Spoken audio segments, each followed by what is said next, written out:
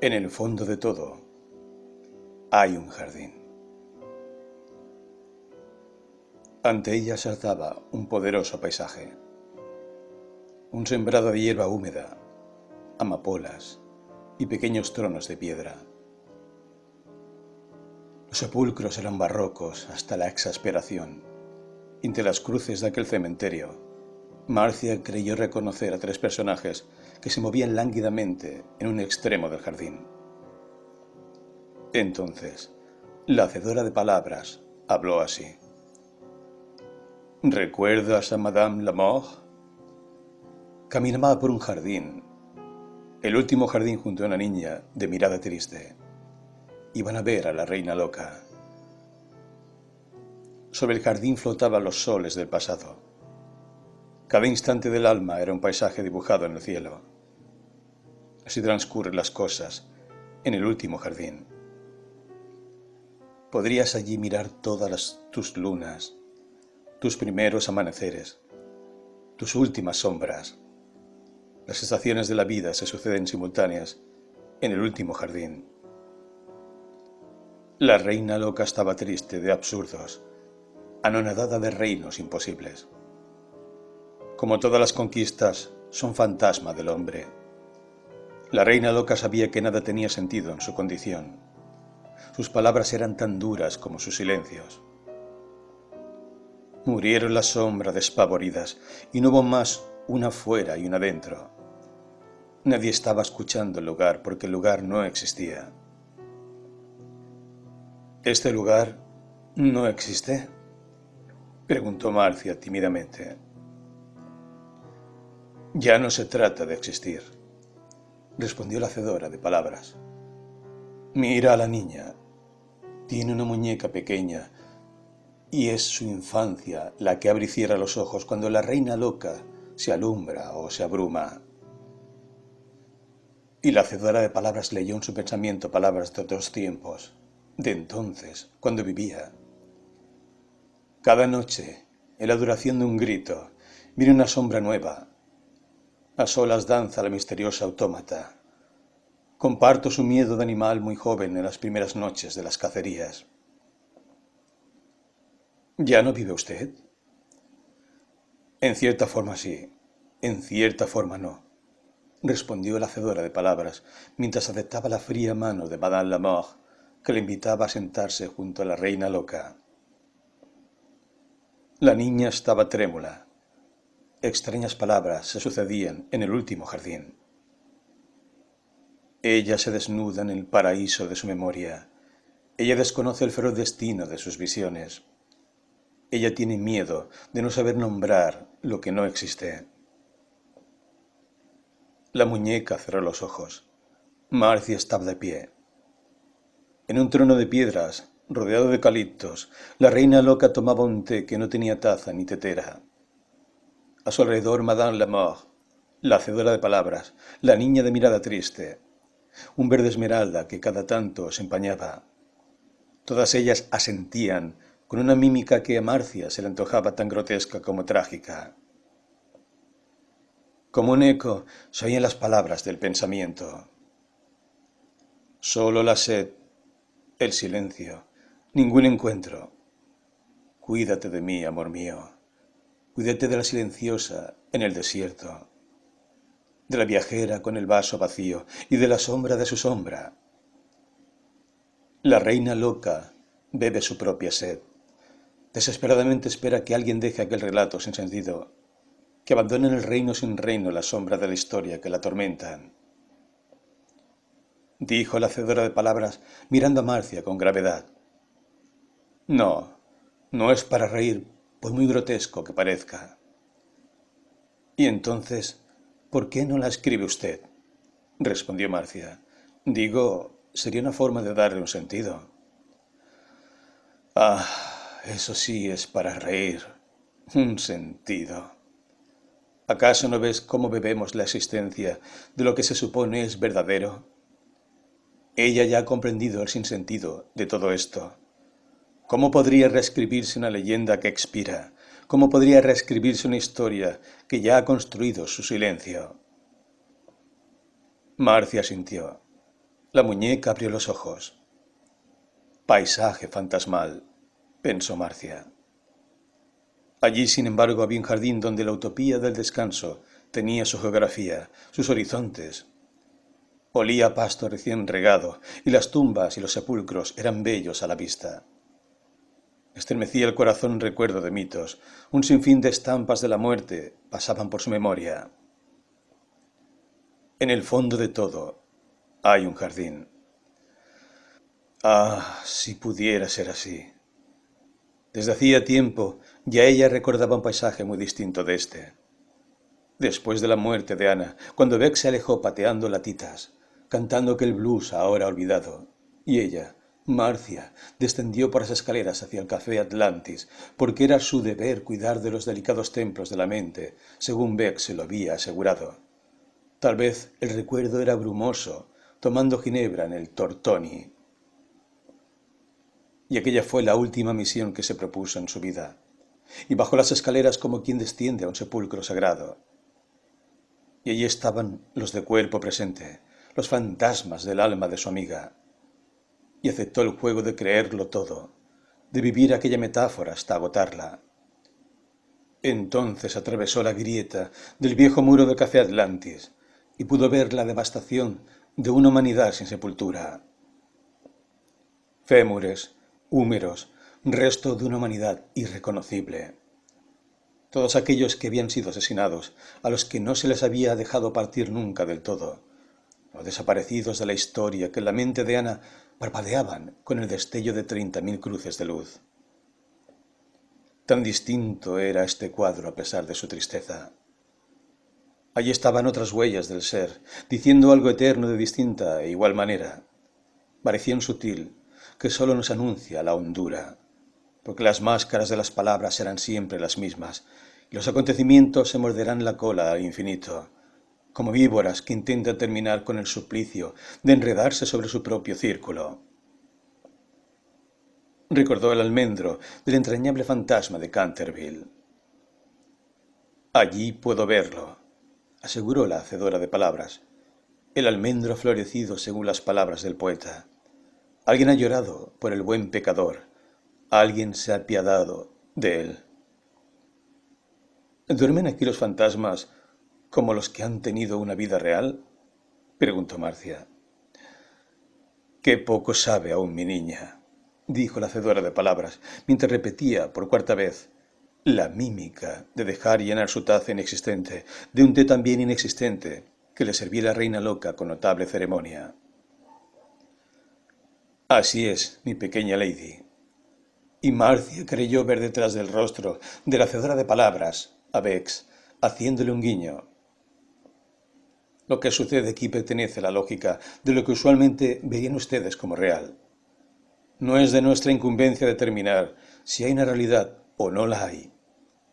Ya asistí yo a algo similar, dijo Marcia, recordando el café Atlantis. Solo, y esto no se atrevió a decirlo, que a pesar de todo supuse que era parte de la fiebre. Aun cuando hubiera aprendido la imprecisión de la línea que divide el ser de la conjetura del ser, aún así no podía vivir excesivamente convencida de aquello. El pánico le anunció que había llegado más allá de lo tolerable, y Marcia hacía equilibrios en la delicada cuerda que podía, según creía, arrojarla a la psicosis. Madame Lamor alzó una mirada brumosa violeta y la fijó largamente sobre Marcia. La dama de otoño. Se sobresaltó Marcia, recordando a la anfitriona del café Atlantis, aquella que le diera ginebra y le dijera una y otra vez: «No te vayas de aquí. Estamos en la víspera de una gran pena». La hacedora de palabras miró a Madame Lamor, miró luego a Marcia y respondió: «¿Cómo podría no saberlo? Yo la he visto cantar sobre las ruinas y la he visto cruzar la grieta del muro hacia el abismo, donde no hay nombre para la muerte ni muerte para el dolor». «¿Usted me ha visto?» Quien ha escrito las noches de fuga, donde huye el alma y la musa oscurece, quien atravesó como yo los templos que se han forjado los suicidas para refugiarse de un vivir ajeno a sus naturalezas. ¿Cómo podía ignorar que Marcia caminó toda su vida por la vereda de la sombra, que amó desesperadamente. Y Marcia se tapó los oídos. Deténgase, por favor. No tiene usted mi vida en sus manos, ni sabe nada acerca de mis pasiones. Me detendré, Marcia, dijo maternal la hacedora de palabras, solo porque es aún muy frágil. Pero no olvide que es usted la que no ha querido detener su historia. Es usted la única responsable de iniciar el nuevo libro cuyas páginas parece no comenzar siquiera a leer. Tenía razón la hacedora de palabras, pensó. Había pasado el tiempo. El mundo había cambiado. También ella. Sentía los años fruncir su frente. El corazón ensombrecido latía por costumbre. Ya no sabía quién era desde la muerte de Ana. Una mujer nacida en una perversa familia de ascendencia inglesa, cuya adolescencia había transcurrido en un aséptico internado de señoritas, que vivió de rentas durante muchos años, cuidando la vida de Ana.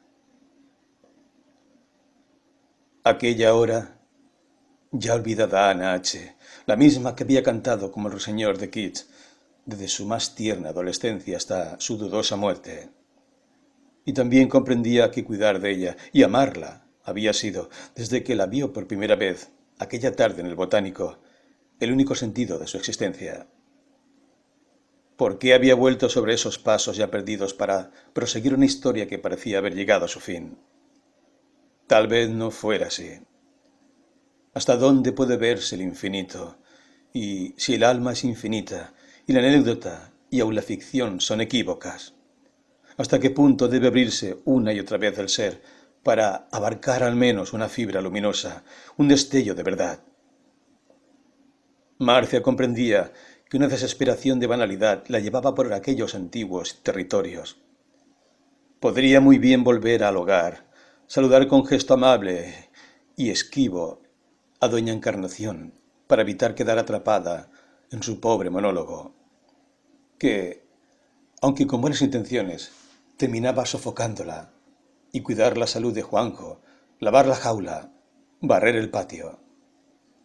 Salir a tomar un café, como la misteriosa mujer del Loden Verde, con quien nadie, así imaginaba, querría intimar. Y después iría a cobrar los puchos de su renta, y se estaría horas haciendo cuentas que inevitablemente le harían concluir que en poco tiempo tampoco podría mantener aquella casa. Y entonces recordaría que abandonó sus estudios de filosofía por desprecio al saber vulgar, al atropello de los parciales apresurados en malas fotocopias de Hegel, Heidegger o el tedioso Aristóteles.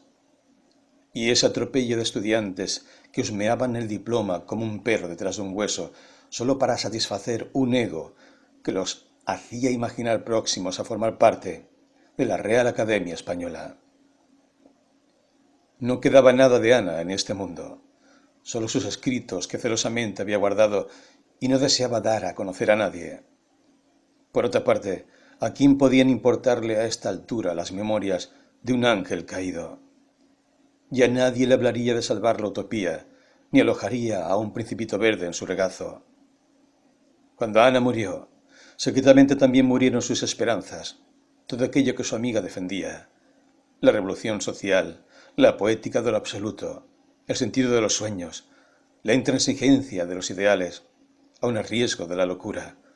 Habían echado raíz en la monástica Marcia, hasta un punto tal que al suceder la muerte de Ana se sintió perdida y buscó amparo en Bex, la extraña mujercita que ahora con el rostro de su madre volvía a abrir las puertas de la metáfora. Bex también amaba a Ana a su salvaje y teatral manera, y amaba cada uno de aquellos sueños, solo que su lenguaje debía errar por aparentes equívocos.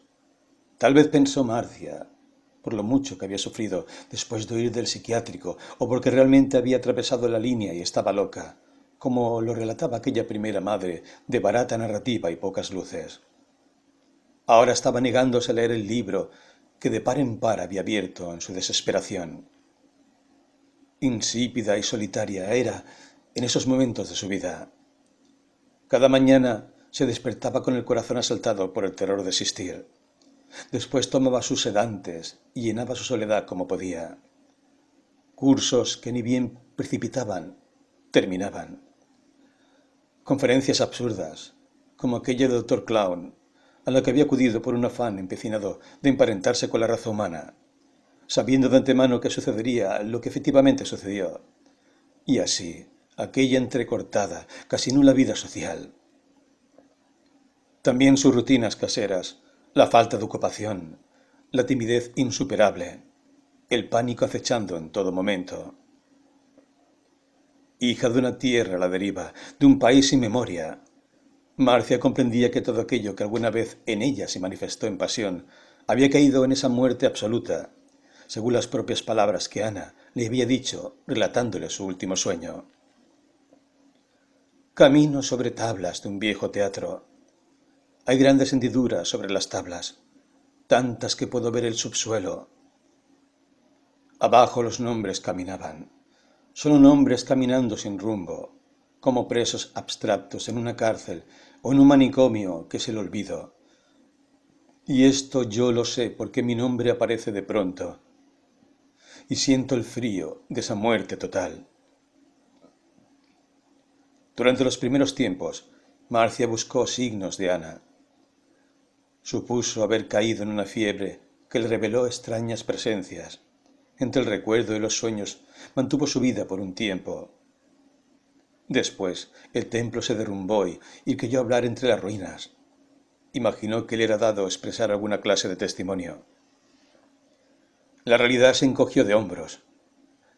Amaneció, anocheció, sucedieron las 4 estaciones, las fiestas, los carnavales de la Avenida de Mayo, pulularon las pequeñas manifestaciones, como imaginaba Ana, otras pequeñas guerras, cristal que nunca, nunca termina de dividirse. Toda lucha presentía su derrota.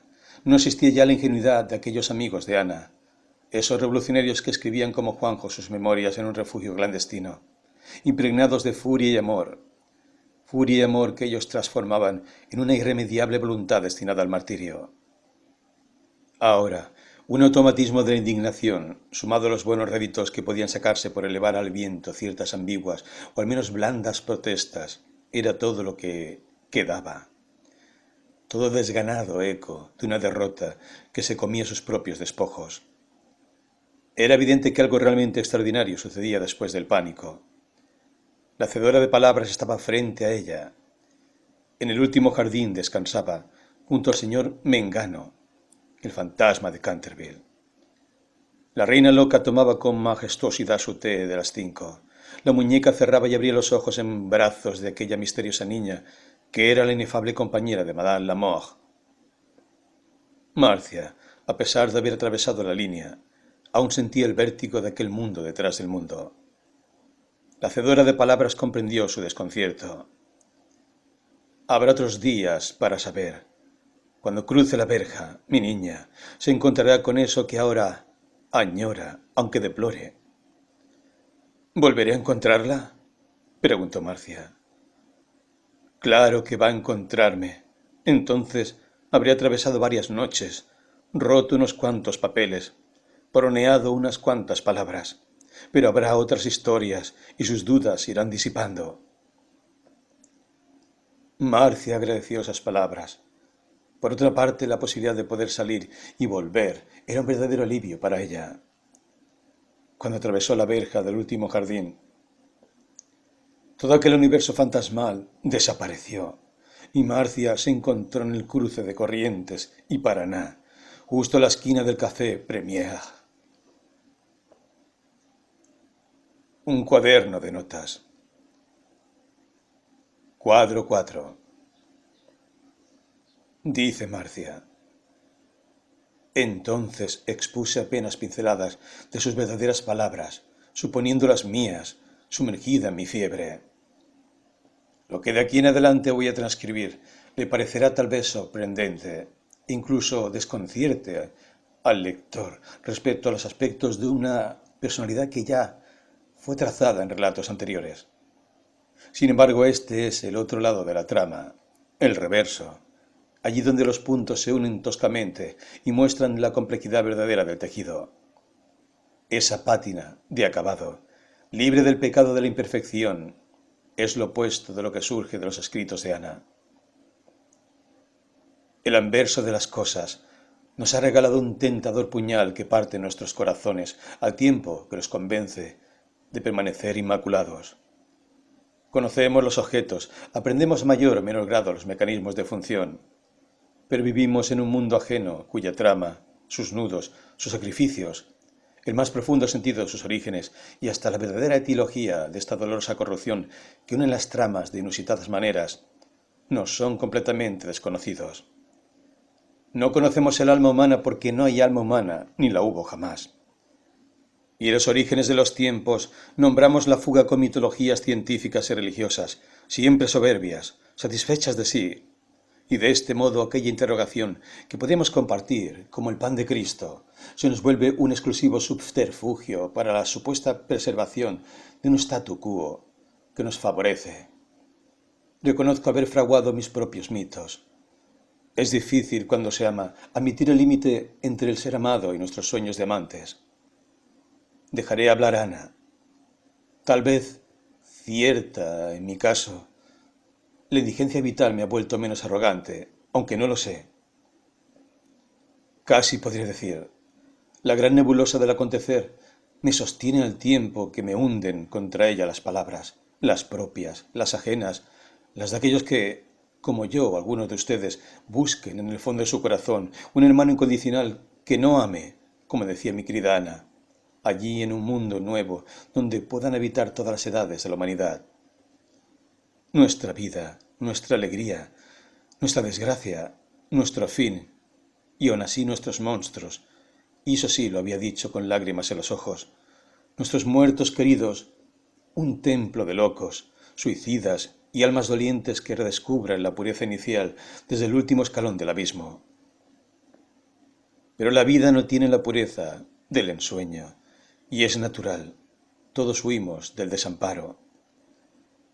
La gran interrogación multiplicada en millones de individualidades daría a cada uno la dimensión de su estatura, pero en principio también la de su pequeñez.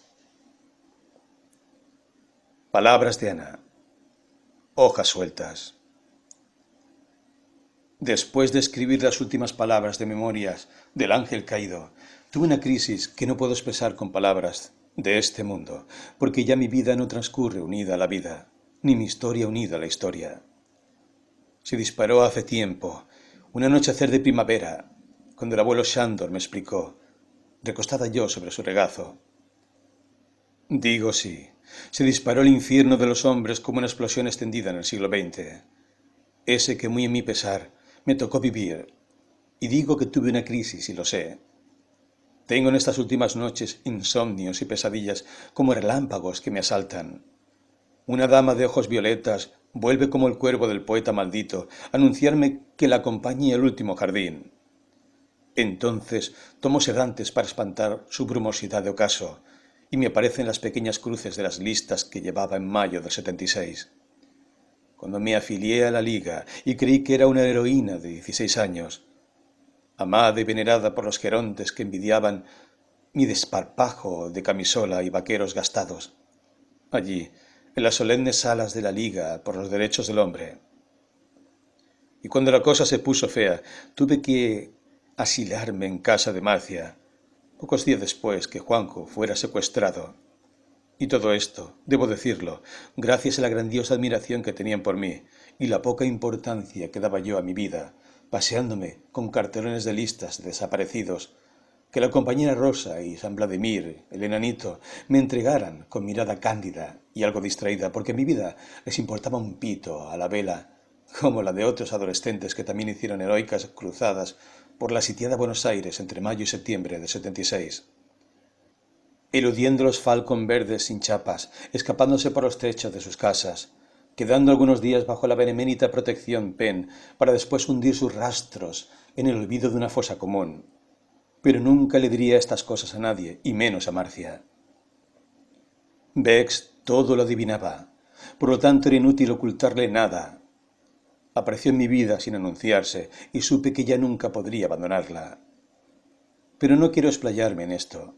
Ahora solo ansío describir este mísero insomnio que se lleva hasta mis últimas fuerzas, de manera que a la mañana soy un zoquete, un gusano sonámbulo. Y es así simplemente. No puedo ignorarlo. Sucede como si detrás de mi pared se abriera una puerta pequeña que da un largo pasillo. Y sé que algo escalofriante me espera allí, que si cruzo aquella pared no podré volver a ver nunca las cosas de la misma manera. Aunque es cierto que yo nunca he visto las cosas de la misma manera, y es una trampa esta en la que me estoy metiendo porque sé que mi sufrimiento en estas noches conoce más de mí que yo misma, igual que mi poesía. Y esto es inevitable porque de alguna manera nací para establecer oscuros contactos entre la historia de mis ancestros y mi endiablada historieta cotidiana. 2. Si pudiera describir como un cuadro el retrato de aquellas tardes, recostado en el verde sofá, algo polvoriento, y diría entonces: la bruma de su brazo, donde amanecían y anochecían los números que tatuaron sobre su piel con hierro caliente, como las reses, para identificarlas. Vivos o muertos, no importa qué destino. El abuelo Sándor me quería, y yo admiraba sus ojos tan claros como el Danubio, que él relataba en sus historias, y me dejaba mecer por las aguas turbulentas y por las mareas sosegadas de su relato. Él decía que la única patria era la poesía, que en ella encontraba el hombre su verdadero hogar porque la vida era un peregrinaje. Y un poeta judío, en aquel país de hombres exageradamente hostiles para su naturaleza, ahora más vulnerable que nunca, resultaba un lugar donde no podía crecer nada profundamente bueno. Cuando el resentimiento criollo se une con la picaresca itálica y la solemnidad española, aquel nuestro crisol de razas no es menos que un pequeño infierno tan temido. Y amanece la argentinidad pura, esa cosa indefinida que logra que todo lo amado sea un puñal en vuelo contra sí mismo. 3. Podría definirme como hija de la desgracia. Mi padre y mi madre se conocieron por ventura de la guerra del 39, cuando los nazis ocuparon Polonia y en Hungría ya regían las leyes antisemitas. Y mi abuelo junto a mi madre huyeron en un barco de carga hacia algún sitio circunstancial que resultó ser la Argentina. Esta tierra acrisolada de grises, donde todos los fascismos conviven en armonía, en tanto los que alumbramos con luz propia, los anarquistas, los psicóticos del orden médico, como la querida Bex, o la dulce bomba a punto de estallar, que es mi mecenas, que me protege como Mefistófeles a Fausto, a cambio de mi alma. Porque Marcia, mi dulce Marcia, es una voz devoradora de almas. Su tugurio es un ventanuco por donde ve pasar el mundo.